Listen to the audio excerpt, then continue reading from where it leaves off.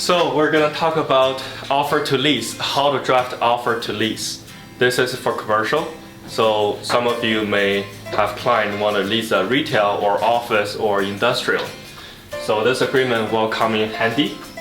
Once you open a web form, then you go to create a kit. Then inside the kit, you will need a few forms. So the first form we're gonna look for is called offer to lease. So under offer to lease, there are two forms. One is the CPS, another one is the offer to lease addendum. So you will need both. And after that, same as other document package, you will need a privacy form and also DRTS, trading agency disclosure, and also FinTrack. There are two different FinTrack. One is for company, corporate, because for commercial, mostly the transaction is under a corporate. And another one is individual identification FinTrack. This one is to FinTrack the signing officer. After that, you just click done. Then you'll have your kit here. So you have total 6 different forms. So today we're not going to talk about the other forms. It's very easy and you already know how to use them, right? Privacy, trading agency disclosure, FinTrack, you already know. We're going to focus on lease, offer to lease of today.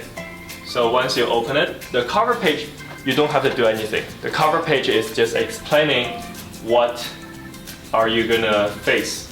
Like they have some point here. It says some situation it does not cover include. For example, early occupation by tenant or access during the fixed period. So this is something you have to say in your addendum schedule. What's the instruction and both parties agree. For example, your commencement date means the offer starting, let's say from January 1st. If you want to come in and renovate starting December 1st, that has to say in the schedule. Both parties has to agree, landlord and the tenant. Tenant improvement allowance and other tenant incentives. This one is not in agreement. You also have to say it in addendum schedule. So how much the landlord is willing to give the tenant an incentive for renovation. Tenant improvement means how much landlord is reimbursing the tenant for renovation, okay? Right of first refusal or option to lease adjoining space. This is for something the tenant is planning to expand. For example, there are 4 units in a row. The tenant has 1 unit. Maybe after a few years, the tenant wants to expand space. That's where the option to lease adjoining space comes in play, okay? So the next door tenant, if they move out, the landlord has to ask you first if you want rent next door. You have the first right of refusal to do that. Next one says here, right of first refusal or option to buy the premises. So if the landlord is going to sell the building, they have to ask you, the tenant, do you want to buy it, right? A lot of times there's a strata unit and the tenant has been there for like 10-20 years. When the landlord wants to sell it, they have to ask the tenant, do you want to buy it, right? If you want to buy it, then we can negotiate the deal. Parking, signage, registration of the lease. Normally, no landlord would allow you to register the lease on the title, okay? Parking and signage, you have to say it in the schedule addendum. How many parkings included, pay or free. Signage, where are you going to install the sign? You have to have your signage company apply to the city if the city allow you to install a sign where you want it to. Okay. Percentage rent. Percentage rent means, for example, your basic rent is $10,000. Percentage rent means when your sales reaches certain point, let's say your sales reaches $1 million. Anything above $1 million, you will have a split with the landlord. For example, your sales is $1.1 million. then there will be a split between you and the landlord on the $100,000 as a percentage rent. This one normally happens in mall like Metrotown or Pacific Center or Richmond Center, those big malls. They will have percentage rent. Okay. Just one question. Yeah. Where it says tenant improvement allowances and other tenant incentives, is that just free rent, or is there anything else that could count to that? Tenant improvement. For example, if your tenant is planning to move into a shell space, or the place is really old, needs a lot of work and demolition, you can negotiate with the landlord. The rent may be, let's say, $60 a year, right? And you can say, hey landlord, I'm gonna do all the work instead of you doing it. Can you give me $10 per square foot per year to reimburse me? So this way the tenant, just one time. Yeah, like on the year, right? Yeah. So $10 times the square footage of your space, that is called the tenant improvement allowance. Yeah. Not a lot of landlord will do that if the space is very hot location. Yeah.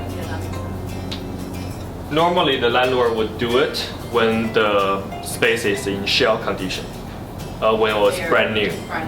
Yeah. Or it needs a lot of demolition. There was a previous tenant who left everything a mess there. If they don't clean it up, it's very difficult to lease to next person. That's when they're willing to do it. Yeah. Okay, so on page 1, offer to lease. Part 1 is your company information and your own information. Part 2 is the landlord. So you have to put landlord's information here. You can find landlord's information through the listing agent or ask the landlord. And number 2.5 is the tenant. Okay, so the tenant here, there are 2 ways of doing it. Number 1, tenant is using their own name. Let's say Bob Smith. But if Bob decides to create a company later on and assign this lease agreement to the company, then over here you have to use to be incorporated.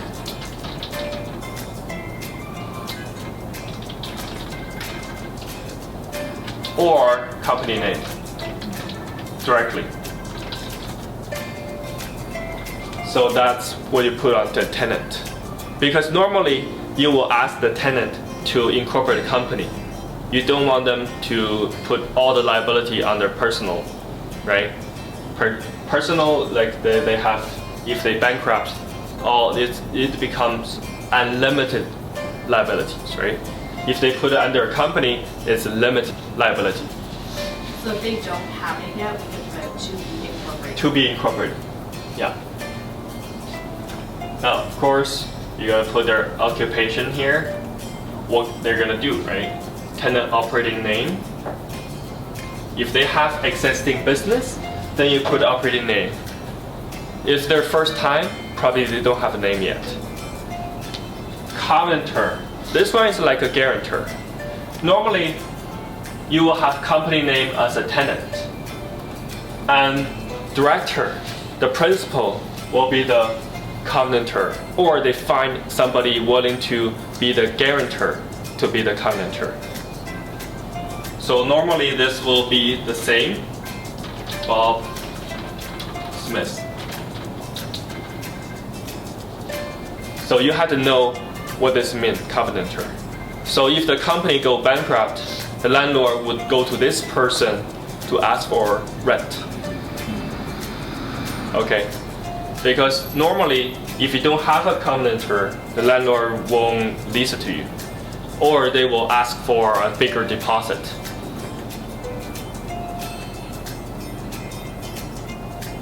Legal description you can find in the tax report, or you can find it on BC assessment website, and also same as PID number. On 3.2 over here, civil address. So this one is the actual address of the property. Let's say our place 6020 Blondale Road, Richmond. And then after that is the postcode. Premises. You can say this one is told you by the landlord, right? 3,000 square foot. Over here you see schedule. Schedule is same as addendum. In commercial they call schedule, but it's same as addendum, okay? They will ask you if this is attached. You say no and no, because it's not attached to the schedule, it's just here. So you don't have to put anything in the schedule. 3.4 area of premises. You don't have to fill in, just leave it empty. Terms. Normally for terms, you can go 3 plus 3, 3 plus 5, 5 plus 5, 5 plus 5 plus 5 plus 5, depending on how many terms your client want. Normally, for starter business, you would put 3 years. And then later on next page, we will have the option to renew. Because at the beginning, normally a business, they would take 3 years to settle down, right? If they don't want to do it anymore, then they don't have to renew. So 3 years is pretty good to start with. And then commencement date is where, it's like commencement date is more like completion date for buy and sell. Okay, this is the same as completion date. Commencement is where they start to pay rent. And then expire date. Expire date, you have to calculate after 3 years, which day that is. So 19 plus 3 would be 21, right? So it'll be June 30th, 2021. So it's 1 day ahead and plus 3 on the years for expired. Possession day is where you get the keys. For possession day, you can put the same as the commencement date. You can get the key on the same day. Make sure one thing, before they give you the key, they will ask you for insurance policy, a copy of the insurance policy for your business. If you do not have that, they will not give you the key. So make sure you get your insurance before you get a key. If you're doing renovation, your renovation team has to provide landlord with insurance policy, WCB, that's a workers insurance, and also their business license. So the insurance company can cover for that. Okay. And number 6 is rent. Rent, you'll see here, there are 2 different types of rent. Gross rent or triple net rent. Most times now landlords don't use gross rent anymore because gross rent is a fixed rent. So for example, if you say it's $1,000 per month, it'll include everything. But every year, you know, the property tax, they change, right? They increase. The strata fee, they increase. There are some other labors, they increase. So if you go gross rent, then you cannot change anymore. You have to follow the number, the same number for over the years. So now most landlords will use basic rent plus additional rent. So the additional rent is estimated every year that you pay, but at the end of the year they give you a statement, and then you will have to adjust according to the statement. If you pay more, they have to give you back the money. If you pay less, then you have to pay more to the landlord. Okay. Over here you can put on year 1, year 2, year 3 how much you offer. On first line here is this basic rent per square foot per annum. Okay, that's per year. Let's say their asking price, let's say it's $50 per year. Now you offer them 45, 45, 45 for all 3 years. Probably they will counter back, but that's how you start. You always start from flat, right? You want them not to increase every year, but of course landlord will counter you back with a different number. And on the second line, then you have to calculate. How do you calculate basic rent per month? We use 3,000 square foot, right? So you use 3,000 times 45 and divide by 12. Can you give me a number? Try it. How much do I have to pay per month? 11,000. Yeah. Right? Yeah. 250. Okay. So this is how much you pay per month. Yeah. So all the rent, there is also GST on top. Okay. So this is net. So remember there's a GST on top. Of course, when you're in business, GST always, you can get it back from the sales. The sales GST will deduct any the expense GST. So this is page number 2. On the first line it says estimated additional rent. Okay, for year 1, always year 1. They will tell you how much is the additional rent estimated. Normally for Richmond it's anywhere from $15 to $20 per square foot. So if the landlord tells you, oh, the estimated is $15, then same thing. You use $15 times 3,000 and divide by 12.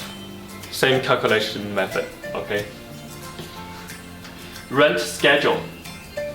You'll say no, because the rent schedule is same as number 6. Okay, number 6 is called rent schedule.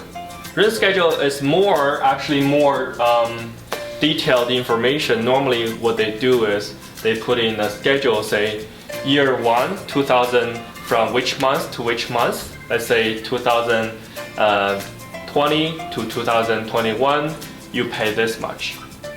And then next year, you pay how much. It's like a schedule. It states how much exactly you pay from which month to which month.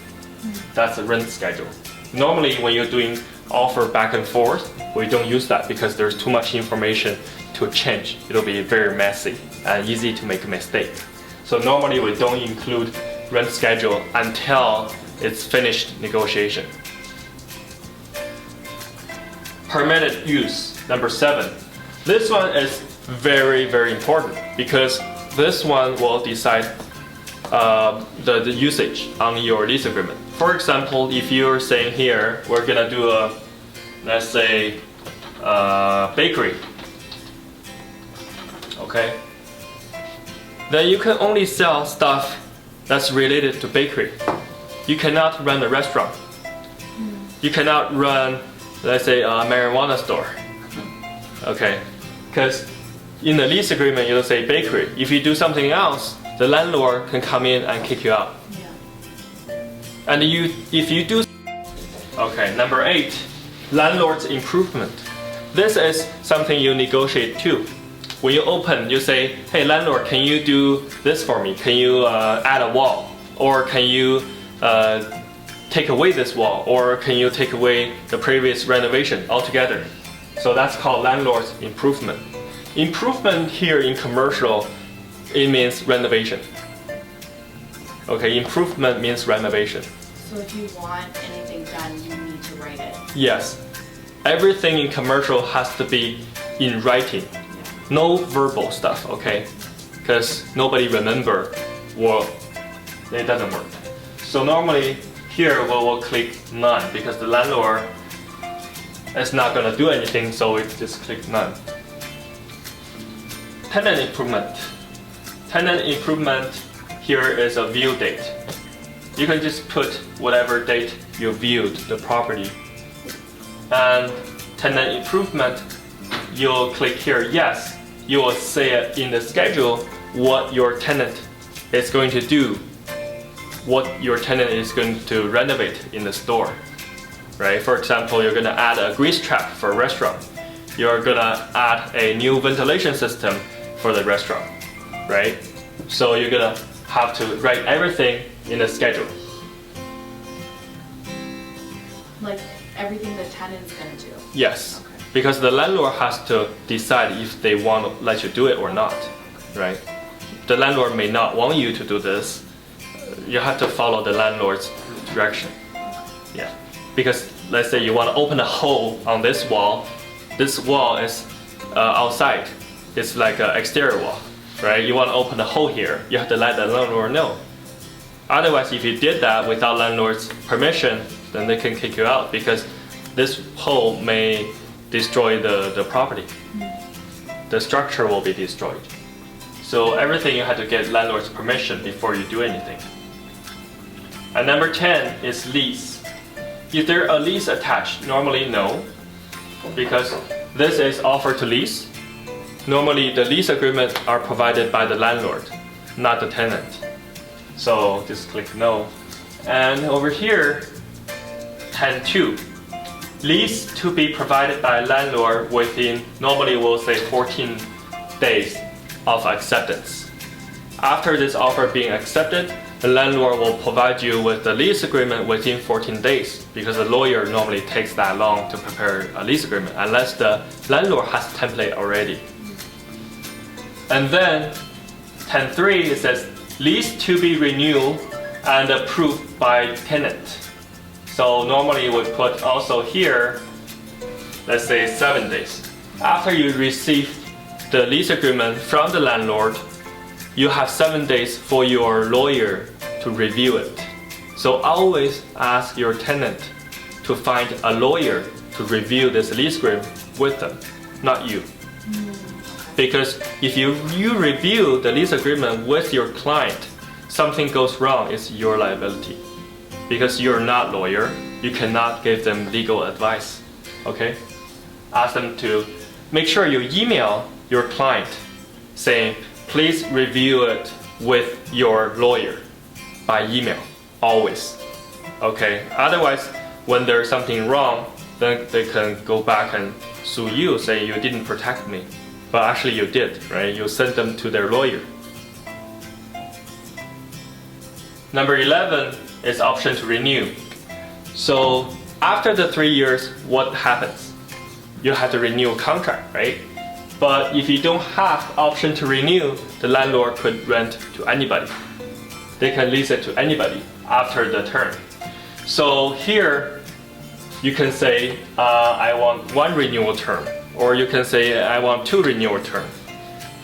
So if you have 1 renewal term of 5 years, that means you secure the lease for 8 years, right? You have 3 plus 5, that's 8 years. If you have 2 renewal terms here, that is 10 years. Plus the 3 years, you secure the lease for 13 years, okay?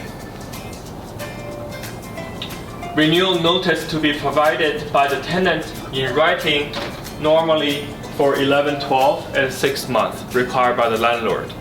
They want the tenant to write to landlord 6 months prior the expiry date, saying, I am willing to extend the lease agreement for another term of 5 years. So the landlord will provide another lease agreement and the starting negotiation, the new rental rate with you. Number 12, tenant's condition. This normally you say yes because you have conditions. Landlord's condition, mostly no, but sometimes yes. Sometimes the landlord would put condition to subject to the landlord doing a credit check and approve the tenant. That's landlord's condition. But normally I would just put no. I assume there's no landlord's condition unless when they come to offer, they put landlord's condition in it. Okay.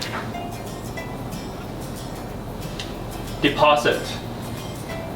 I would just put here see attached schedule because I will write detailed deposit structure or instruction in the schedule because here is not enough space. Same as the deposit amount, you can also put schedule and then you put your brokerage's name here, myself.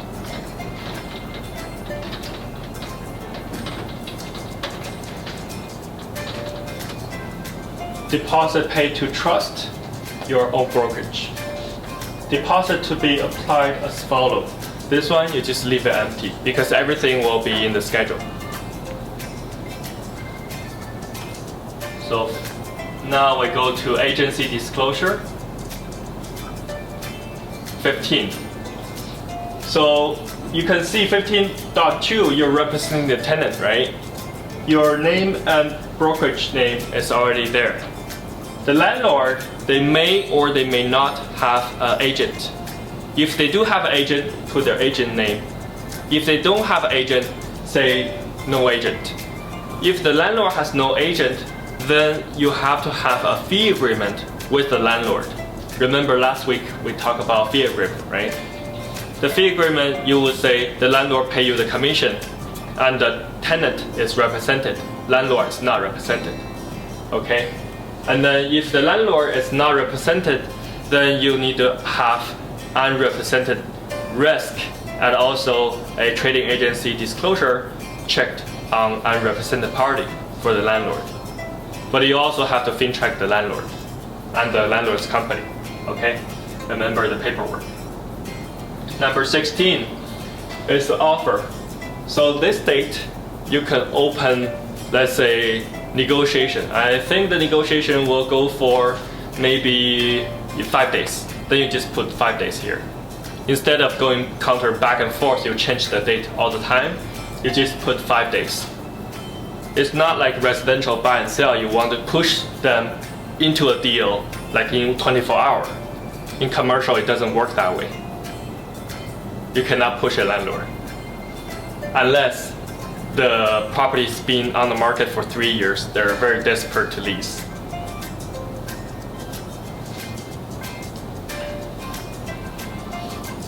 And number 17, schedules.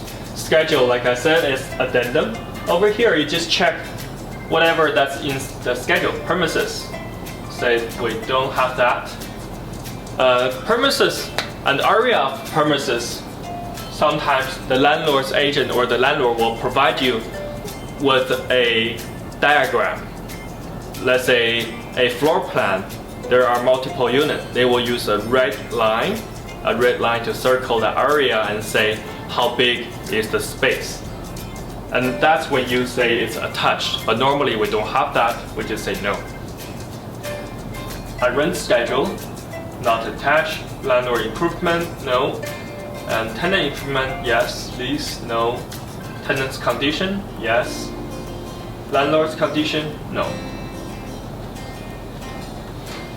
This is depending on your own situation. Not always 100% like that, okay? And then on page 3, it explains all the terms. What do they mean? Number 4, same thing, explaining all the terms. And 36. 36, you have to initial, your client has to initial where the agencies, because your tenant's brokerage, right? So your client will initial here. The landlords, if they have an agent, they will initial on A. If the landlord doesn't have agent, you have to initial, in your case it's E, because if only B has been completed, then the landlord has the initial here. Landlord knows that they don't have an agent. So for tenant, it would be B, C, and E? For tenant, if only B is initial, landlord has the initial E. If only A is initial, landlord has agent, tenant does not, then the tenant has the initial D. If you read what's under D, then you can tell easily. It says here, if only A has been completed, if only B has been completed. Okay?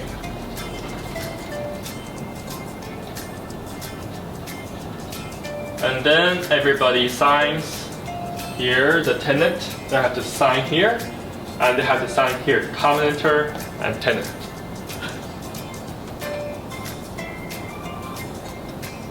So if the tenant is a company, then you put company name here. And over here at the commenter, you put the tenant's personal name here. Okay? And underneath it is the landlord.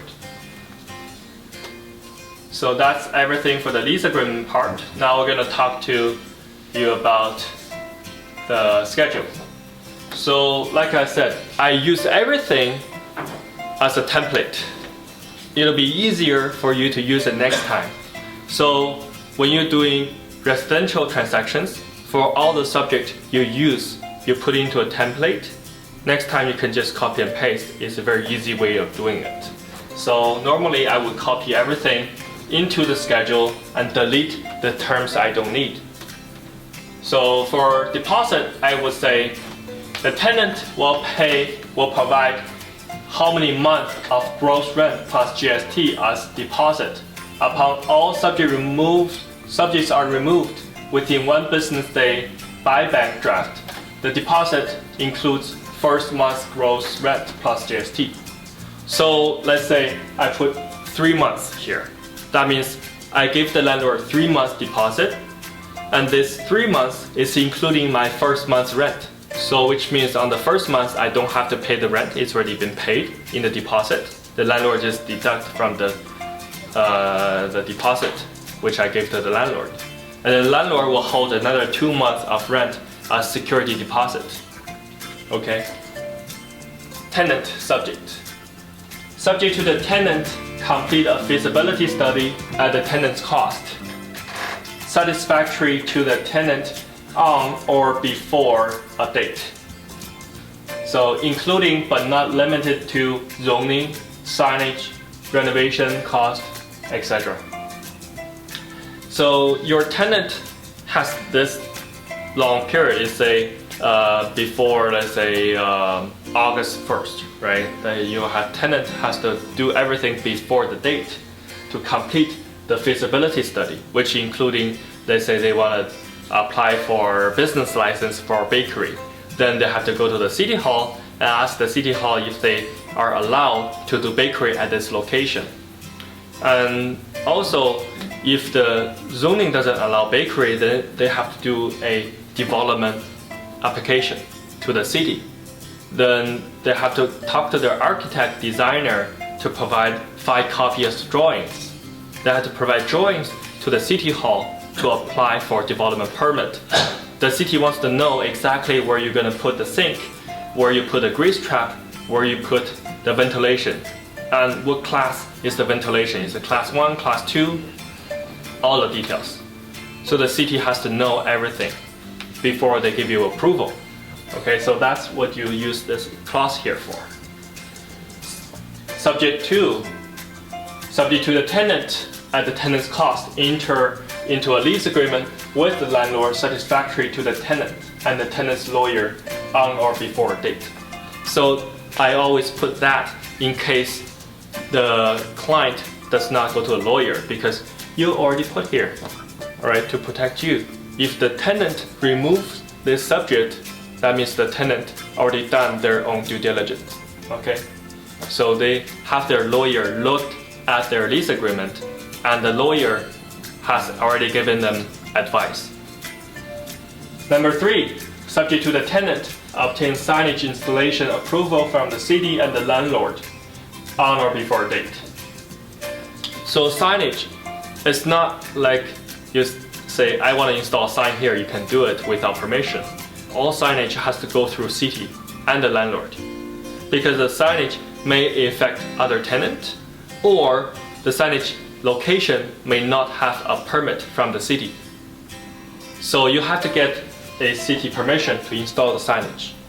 It's very important. Yeah. When let's say the tenants, they go to the city, take Yeah. all the information and stuff, the city's gonna let them know, right? Yes. Oh, okay. Yeah, it's better to have the city talk to them directly, or have the city email to you and then you can forward to the tenant. If you forward to the tenant, you better have something from the city in writing, not verbally. Otherwise, if something goes wrong, city say, oh, we can do it today, but next time when you already signed the agreement, you go back, they don't let you do it, then it becomes a problem, right? You must have written confirmation from the city. And now this part is what we normally going to negotiate with the landlords, called free rent. Free rent, the landlord agreed to provide the first how many months of basic rent for free, the tenant will be responsible for the additional rent and utility cost during this period. So normally when we go into a new lease, for example, 3 years, we would ask at least 3 months free rent. Because we're just starting the business, we're going to do renovation. At the beginning, the business may not be very good. So if we have a free 3 months rent, it'll help the tenant to establish their business. Because the landlord and the tenant are actually working together, right? If the tenant business becomes successful, then they'll become stable. They'll pay the landlord a stable rent. If the tenant is dead within the first half year, the landlord has to find another tenant. It may be vacant for a few months. And it also costs for the landlord to find an agent. They have to pay the agent fee, right? So the landlord doesn't want the space to be vacant. They want to help the tenant. So you have to negotiate something to help the tenant to establish their business called free rent. Have you seen anything more than 3 months? Yes, depends. Okay. I've seen 1 month, I've seen 0 months, and I've seen as long as 6 months. 6? Okay. Yeah, and I've seen 1 year. Oh wow, that's nice. Yeah, because it's been on the market for a year or two. Yeah. And the renovation and the application takes so long. Nobody would want to lease it unless the landlord gave them long enough free rent. Because the city takes so long for them to approve what they want to do. What were they doing? They were doing a spa, like a nail salon, but the city actually approved within 3 months. So they got 9 months for free. Nice. Yeah, that was lucky. Yeah. Yeah. So that's the free rent. So if I were the landlord, I wouldn't give them 1 year. I would give them like what they call a fixture period. Fixed period and free rent, they're a little bit different. Fixturing period means before you start operating, you'll be free for up to a year. But in this case, if the city approved within 3 months and they finish renovation in a couple months, then the rent will starting from the day they start operation. So it's called fixturing period. That's good for the landlord. So for you to represent as tenant, right? Tenant's agent, normally you use free rent because it's better for the tenant. How about signage? When you sign it, does it require the company truck? The signage is very tricky. You have to know if you hire a signage company, let's say the signage company is in New Westminster, and you're running a restaurant in Vancouver. They must have a license in Vancouver in order for them to install a signage in Vancouver. That's important. That's very important because not all signage company have license in every city. So you have to ask them. You have to ask them. Yeah. Some bigger company, they have license in every city, but you still have to ask them, do you have license in Vancouver? Because they're not in Vancouver. If they're in Vancouver, you don't have to ask, right? So if you don't know anyone, it's probably best just to find within the city, right? Yeah, If you don't know. yeah. But sometimes it's hard to find. You Google, right? Yeah. After you Google, you found a big company, you call them, you ask, do you have a license in Vancouver? Do you guys do Vancouver? They say, yeah, okay, we can do it. Then you can hire the company. Yeah. Normally for signage, I would say there's a pretty big one on Bridgeport in Richmond. It's called United Awning. They've been in the business like forever. So they have most of the cities, they do. Yeah, and their price is pretty good too. That's it for today. Thank you. If you like this video, please share and subscribe. Leave your comments below. See you next time.